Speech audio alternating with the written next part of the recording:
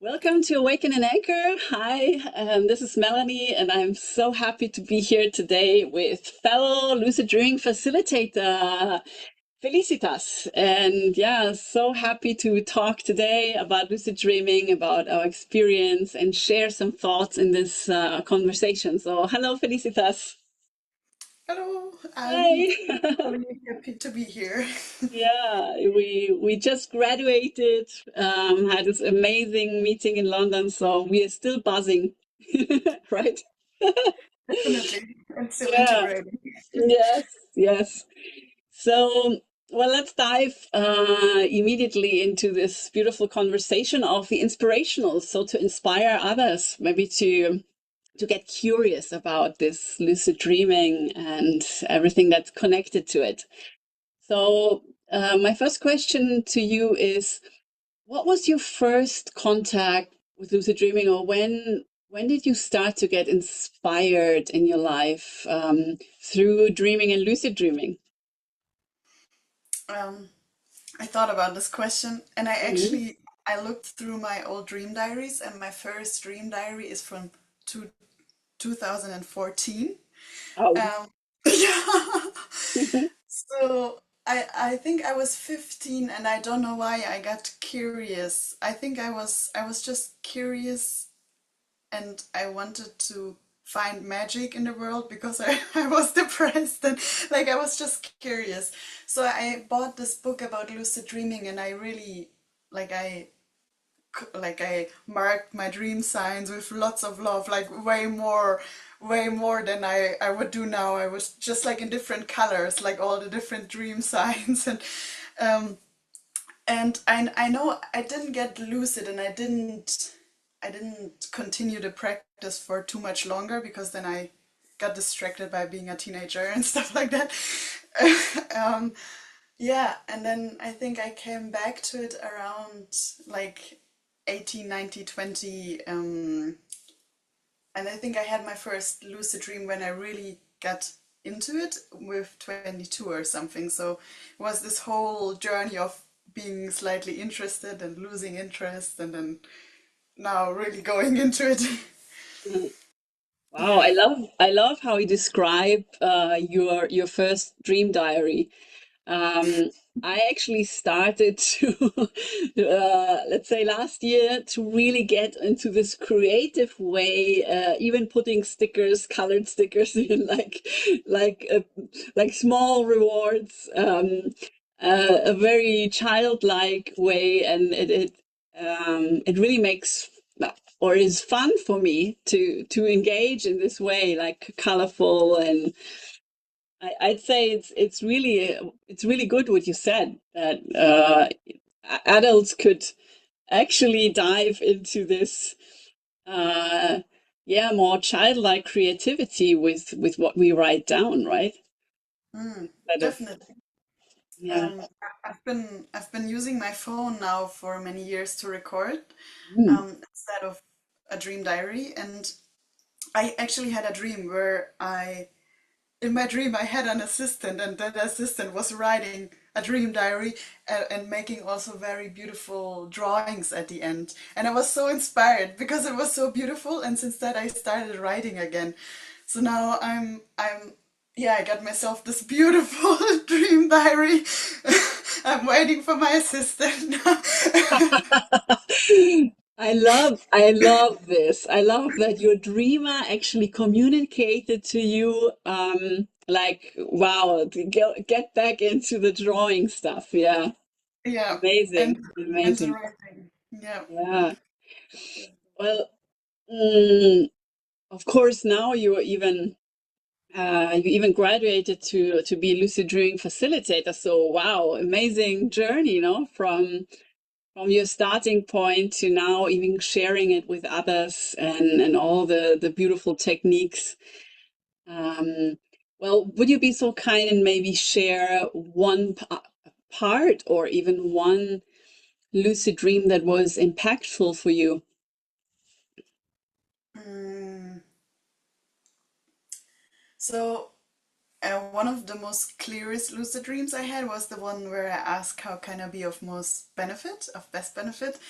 Um, and it was just like it filled my inner child and like my whole heart with this hope and feeling of purpose. Because I feel like I always deep down secretly doubt that I can be of any good or of any use.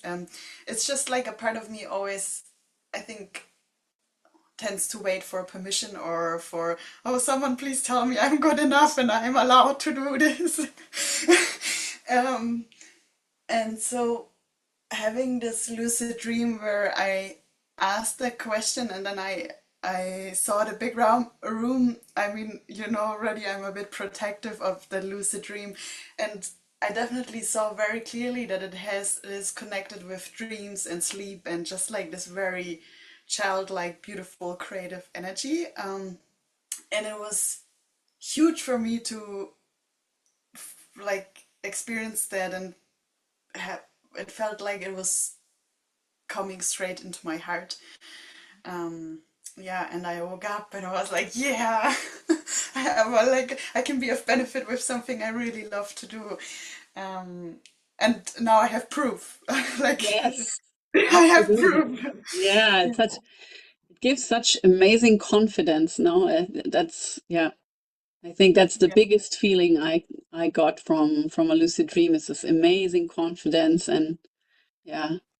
And may I ask, so what is it that you love to do? Because you said it communicated to you to go ahead with what you love. So what is it that you really love? Oh, that's a good question. Um, so I like um yeah, it felt more like a space to teach. I think I'm still figuring out what I really love. Yeah, and it felt like a space, yeah, a space to teach and just to sleep and the dreams and the childlike magic. Wow. Yeah. Well, I love Um, that. yeah. And I definitely, yeah, I have this passion for the dreams as they have been my own anchor when I really didn't have another anchor. So I'm passionate about passing that on because I do believe it's a tool. It's one of the most self-empowering tools there is because there like yeah, I feel there can be so much shadow around teachers in some cases, like, and people telling you what to do and like what's the right way. And I feel like dreams are such a great way to find your own truth and like, oh, that's what I like, that's what I suppress, there's my shadow. Yeah, such a mirror in the face. Yeah, that's what I really love about dreams. Yeah, I actually resonate very much with what you say because many people don't know this about me that I'm actually a little rebel. Like I don't necessarily like people to tell me what to do. I mean, I'm open to the opinions of others or also I like to listen, but I really love this space of working on my own. So this it feels very safe. So the and it's even during mainly during night. So this nighttime practice, I find that especially creating it's kind of a sacred space as well. At least I'm starting to work on that so that the area for sleep is something safe. That wasn't necessarily so all my life. So yeah, I feel what you say that it's very pleasant to work with all the inner landscape um, without anybody interfering. Yeah, it's Yeah. yeah, definitely. And yeah, like you said, like having it as a sacred practice to constantly like yeah, I feel like I mean I still try to escape myself and building this bridge to the dreams and the sleep makes it way harder to go stray too far off from my own soul in truth because my soul will be like, look here, these are the feelings you suppress, and here I bring you that. Yeah, so yeah, yeah. It protects us, right? I mean, yeah, Oh yeah, yeah. That's like the first thing I would always say. Um, yeah, the protective uh way to communicate, actually, even though sometimes it might not feel like it, because there might be no anxiety dreams or nightmares in my case, and it if if we don't get into a like a relationship with our dreamer, then it might seem then that that there is stuff happening that's not necessarily gentle. But when we get into this relationship, we really say, okay, wow, thanks. Thanks for that message. Okay, I'll work on that. Yeah. yeah. Hmm.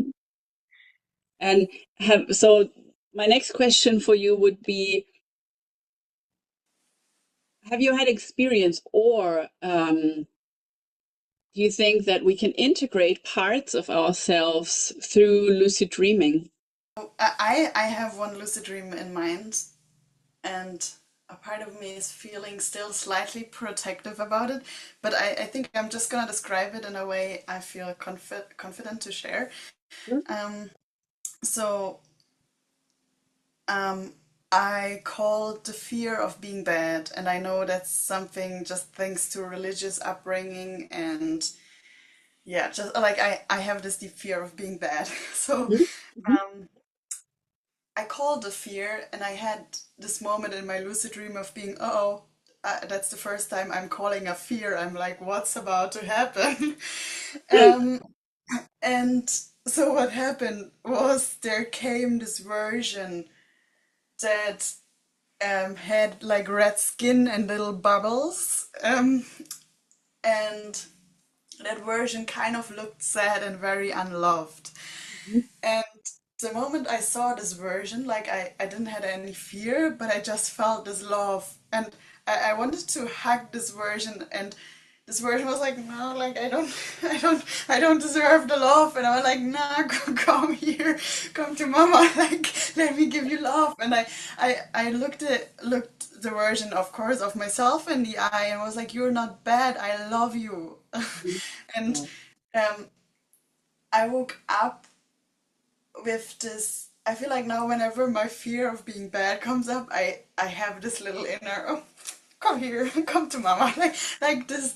There is this part of me that's like, oh, like that has that sees now this fear as this kind of cute being that deeply believes it's so terribly bad and looks like has this red skin and who could be projected as devilish, but actually it's just this lovely, it's kind of this little fear that, Yeah. um, yeah, just refused love, and now I'm giving my best to give that fear love and to be like, oh yeah, you can be here. I can, I can, I can be with you. Yeah, instead of pushing it completely away, being like, ah, no, no, no, I Yeah. don't want to feel it. I cannot deal with you. Yeah. Yeah. That gives me goosebumps when you said it's really really amazing. Thank you so much for sharing this. I think many people will be inspired by what you just described, to activate this love for these parts of ourselves. And then isn't it amazing that we see this form, and it's so different from what we expect. No, first we say, oh, what is coming, like, oh, and then it's Yeah. the fear is so much bigger than what actually is there, right? This is incredible. Yeah, like I really, like I said before, the part kind of manifested. I had a short moment of like, uh-oh, and then it came, and it was just like this cute, slightly devilish looking like part. It was really just like, yeah, I mean, I have my own interpretations of it, like because of like Catholic projections and stuff like that, and it was just so cute. Yeah, Yeah, totally. yeah. Wow. Um, So my last question is a little big one. It's a big one because, but I love it. So how do you think lucid dreaming will help for the evolution of mankind? So big one, but yeah. Okay, I'm like, where do I start? um, I did have a dream where I dreamt that if everyone were to record their dreams in the morning, we would live in a more sane world. Um, yeah, so I do believe that the reason for a lot of pain and suffering is because we avoid pain and suffering. And um, I'm also not a fan of the word avoiding. I noticed that in the training. I'm like, no, like avoiding doesn't like this. Like, what? Anyway, so I do believe that by looking inside, we are able to free ourselves from suffering and pain, and that we are able to walk hand in hand with parts of ourselves that are little and wounded and scared. And for me, the most profound way to look inside are the dreams in general, because it's something that's happening anyway. Like we dream every night, and then the lucid dreams is like one of my favorite things about it is this process of like this detective work where um, where the brain learns to discern that there's not just one state. Like the brains learn to discern. Wait, right now, this is waking life reality. I can try as hard as I want to. My finger wouldn't go through my hand. Um, if I try this in my dream, my finger will stick out the other side or do something weird. Um, so I do believe this training of the mind of discerning different states that we are in is one of the coolest matrix hacks that exist. I think it's just like, yeah, I just love like, yeah, the detective hacking part of me loves that. Um, and then again, so by discerning these states, I do believe, I mean, depending on and like now I'm making long sentence, depending on from which side to go. Like I mean, the Buddhists believe it's the ultimate preparation for death and dying, and the transition. And I know you're a big Bardo enthusiast. Um, um, and I mean, I do believe that it's one of the most direct way to work within one's own psyche and to integrate a fear, to hug a trauma, to like bring love to parts that are hurt or that are hurt or feel unheard or unseen. Um, and I do, like I said, I do think it's great because it's a tool I have within myself. I don't have to go through my therapist and be like, damn, I mean, it's great to have support. I'm a big fan of support, and I love my therapist, and I love that I have a tool where I can, like a sovereign tool, where I can dive into my own mind and be like, let me have a look at this because I know how to do it, and it's safe for me to do so. Yeah. Well, I love everything what you just said. Like nothing to add.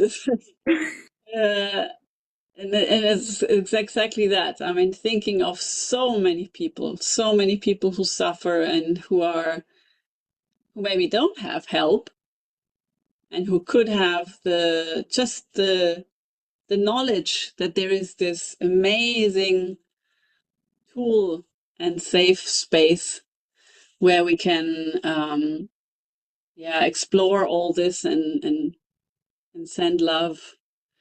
Yeah, wow. There's really nothing to add. You said it all. Okay, like I have one more thing to add now. Yeah, I was yeah, like, okay, go for it. yeah. Um, yeah, and I do believe even if people don't get lucid, because it has been for me for such a long time that I've been interacting with the dream world without having a lucid dream.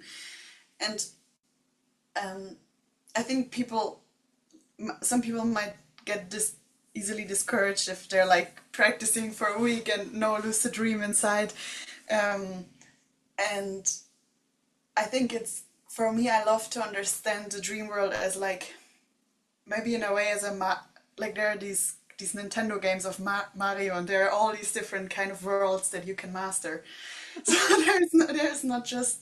there's not just lucid dreaming. There's also like the precognitive dreams, the warning dreams, the healing dreams, the insight dreams. Like so, I believe yeah, getting in contact with the dream world is getting in contact with myself. Yeah, So even if I don't have lucid dreams straight away, which I do believe for everyone and anyone, they come eventually.